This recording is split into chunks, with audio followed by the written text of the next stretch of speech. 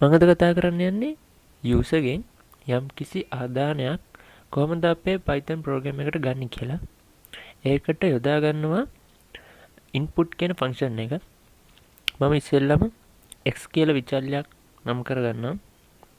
මට ඕන user ගෙන් ගන්න අගයන් මේ x කියන විචල්යට ආදේශ කරගන්න.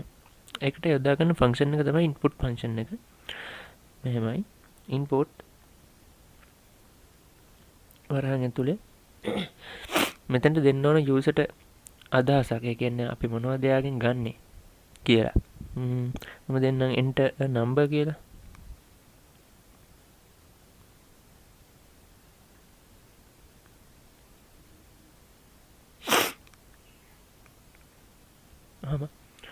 එතකොට userට තේරෙනවා මේ ඉල්ලන්නේ number එකක් කියලා. එතකොට user number එකක් දෙනවා. අපි මේක try කරලා බලමු run කරලා. ඔව් මම මේ මගේ software එකේ හැටියට මෙතන enter a number කියන එක පෙන්වන්නේ නැහැ. මම phone එකෙන් කරන නිසා මෙතෙන්ට එන්නේ enter a number කියලා userට පේනවා. අපි ඊට පස්සේ user number එකක් දෙනවා මෙහෙම 10 කියලා. submit enter a number. oh sorry අපි print කරේ නෑනේ. අපි දෙන දේ අපිට දැක ගන්න නම් print කරන්න ඕන. print x right 10 කියලා දෙමු.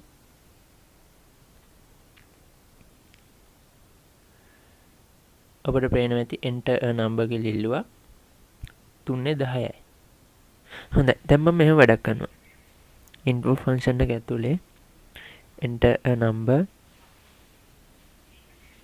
1 ඊට පස්සේ ආපහු y කියලා විචල්යක් අරගෙන input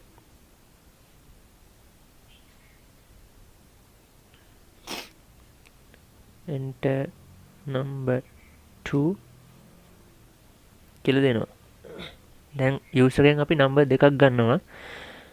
ඒක ඉස්සෙල්ලාම print කරමු. print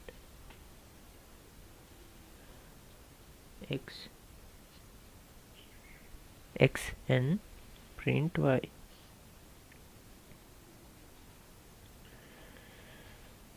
right මම ඉස්සෙල්ලා ඒක අරගෙන print කරලා පෙන්නන්න. හරි මම නිකන් මේ අමතර print එකකුයි මෙතන අමතර print එකකුයි දාත්තේ පේලි වෙන් වෙන්න ඕන නිසා. හරි අපි මේක run කරලා බලමු. මම එක දෙනවා 10 ඊට පස්සේ දෙනවා 20. හරි 10 20යි x ටයි y ටයි ආදේශ වෙලා තියෙන්නේ. දැන් මම මෙහෙම වැඩක් කරනවා. මම x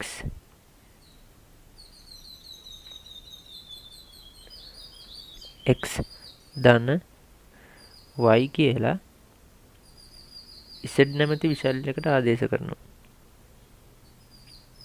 හරි මම ඒක දැන් print කරනවා z. උත්තරේ එන්න ඕන 10යි 20යි දුන්නට පස්සේ 30යිනේ. අපි බලමු එහෙම එනවද කියලා. දැන් මම දෙනවා 10 දැන් 20. උත්තරේ 10යි 20යි එකතු වුණාම print වෙන්න ඕන 30. නමුත් print උනේ 10යි 20යි එක ළඟ. ඔබට පේනවා ඇති මේ අන්තිමට print වෙලා තියෙන්නේ 10යි 20යි එක ළඟ. ඇයි එහෙම උනේ? ඇයි 30 print උනේ නැත්තේ? ඒකට හේතුව මේකයි. අපි input function එකෙන් ගන්නේ මෙතනින් string අගයක්. input function එකෙන් එක්ස්ට්‍රා ආදේශ වෙන්නේ string අගයක්. ඒ නිසා අපි මේ ලබා ගන්න අගය integer කරන්න ඕන. ඒකට මම මෙතන int මීට පෙර වීඩියෝ එකේ කතා කරපු විදිහට int කියලා දානවා. වරන් දාන්න ඕන.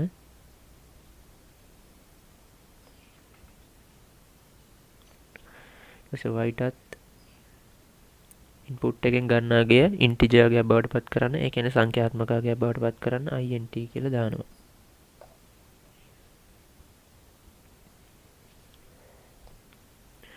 හරි. දැන් හරි. දැන් අපි ආපහු run කරලා බලමු. ආපහු 10යි 20යි. හරි. ඔබට පේනවා ඇති පිළිතුර 30ක් කියලා ලැබිලා තියෙනවා. ඒකෙන් පැහැදිලි වෙන්නේ මොකක්ද? මම කලින් කිව්වා වගේ input function එක භාවිතා කරලා අපි user යම්කිසි ආදානයක් ගන්නකොට ඒක විචල්‍යගත වෙන්නේ, එහෙම නැත්නම් විචල්‍යයකට ආදේශ වෙන්නේ string අගයක් ලෙස. එම string අගය සංඛ්‍යාත්මක අගයක් බවට පත් කරගන්න int කියලා දාන්න ඕන. මම ඒක පෙර වීඩියෝ එකේ කතා කරා. හරි. ඔබට දැන් පැහැදිලි ඇති user ගෙන් යම්කිසි ආදානයක් ලබා ගන්න කොහොමද කියලා. හරි. අපි තවත් වීඩියෝ එකකින් හමු වෙනකම් සුබ දවසක්.